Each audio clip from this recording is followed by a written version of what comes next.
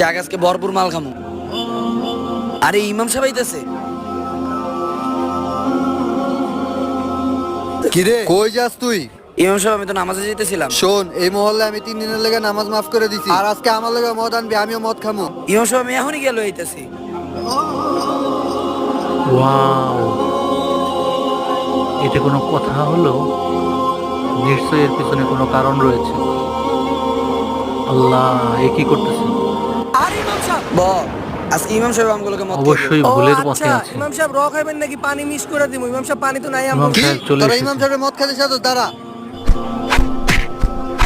আরে ইমাম সাহেব Wow. আপনি তো বলেন আপনি আমাদের সাথে মদ খাবেন।